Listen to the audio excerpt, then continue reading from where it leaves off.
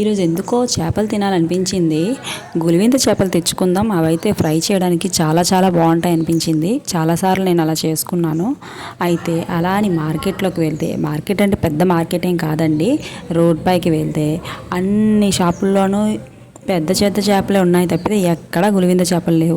ఏంటబ్బా ఎక్కడా కనిపించట్లేదని వాళ్ళని అడిగితే వాళ్ళు అన్నారు, మే జూన్లో గులివింద చేపలు ఉండవు, అవి ఈ టైంలో పట్టకూడదు అని చెప్పారనమాట. ఎందుకోసం అబ్బా అనుకున్నాను. తర్వాత అర్థమైంది రీప్రొడక్షన్ కోసం అని చెప్పి. మొత్తానికి ఈ చేపలు అయితే తెచ్చుకున్నాను. వీటిని కవ్వలు అంటారంట. కవ్వలు కాదు, కవ్వాలు అంటారంట. వీటిని బాగా క్లీన్ చేశాను, తలతల మెరిసిపోతున్నాయి క్లీన్ చేశాక. వీటికి చిన్న గంటలు పెట్టాను. అలా అయితే దీని లోపలికి మసాలా కారం అంతా వెళ్తుంది కదా, ఫ్రై చేసుకుంటే బాగుంటుందని. మొత్తానికి ఫ్రై చేయడానికైతే ఇదిగోండి ఉప్పు, కారం, మసాలా పౌడరు ఇంకా అన్నీ యాడ్ చేసుకున్నాను, అల్లం వెల్లుల్లి పేస్ట్. ఈ కవ్వాలైతే నేను ఎప్పుడు తెచ్చి వండలేదు, ఇదే ఫస్ట్ టైము. వీటిని ఫ్రై చేద్దాం అనుకుంటున్నాను. ఇలాంటి చిన్న చేపలు ఎప్పుడైనా కూడా ఫ్రై చేయడానికి చాలా బాగుంటాయి. వీటిని వండడం కంటే నాకు ఫ్రై చాలా ఇష్టం అనమాట. సింపుల్గా అయిపోతుంది. మా ఆయనకైతే ఈ రకాలన్నీ ఏమీ నచ్చవు. నా కోసమే తెచ్చుకుంటాను నేను, ఏమైనా నా కోసం మాత్రమే. ఆయన కోసం వేరే కర్రీ ఏమైనా ఎగ్ కానీ ఏమైనా వండేస్తాను. ఇంకా ఇలాంటప్పుడు ఆయనకైతే ఫిష్, సీ ఫుడ్ అలాంటి పెద్దగా నచ్చవు అనమాట. మొత్తానికి అన్నీ కలిపి మ్యారినేట్ చేశాను. ఒక పావు గంట కాదులేండి, ఒక అరగంట ఉంచాను అనమాట. అలాగా లాస్ట్లో నిమ్మరసం కూడా యాడ్ చేసుకొని, ఆ తర్వాత కొంచెం ఆయిల్ వేసుకొని ఇలా ఫ్రై చేసుకోండి. ఎప్పుడైనా ఎక్కువ ఆయిల్ వేసి డీప్ ఫ్రై చేయకుండా తక్కువ ఆయిల్లోనే ఫ్రై అయిపోతాయి బాగా, అలాగే బాగుంటుంది కూడా.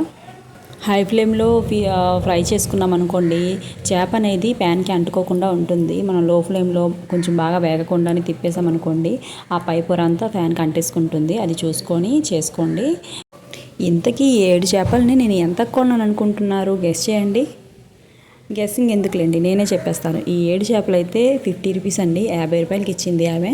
ఫస్ట్ అయితే 50 రూపీస్కి 6 ఇచ్చింది. నేను మళ్ళీ అడిగాను అనమాట, ఒక్కటైనా వెయ్యండి అని. అప్పుడు అలా అన్నాక ఇచ్చిందనమాట ఇంకోటి, అందుకే 7 వచ్చాయి నాకు. ఈ గ్యాప్లో ఒక్క లైక్ చేసేయండి ప్లీజ్. గుడివిందులు, ఇసుకదొద్దులు ఇలాంటివి అయితే నేను చాలాసార్లు ఫ్రై చేశాను. చాలా బాగుంటుంది ఆ టేస్ట్. వాటికి ఏంటంటే పైన స్కిన్ చాలా పలుచగా ఉంటుంది, వేపుకుంటే చాలా బాగుంటుంది అనమాట. ఈ ఫిష్ అయితే నేను ఎప్పుడూ ట్రై చేయలేదని చెప్పాను కదా, అయినా కూడా చాలా చాలా బాగుంది టేస్ట్. అసలు ఈ 7 చేపలు ఒక్కసారి తినేసానంటే అర్థం చేసుకోండి ఎంత బాగుందో. చూసారా ఎంత బాగుంది, పీస్ అనేది నీట్గా కనిపిస్తుంది.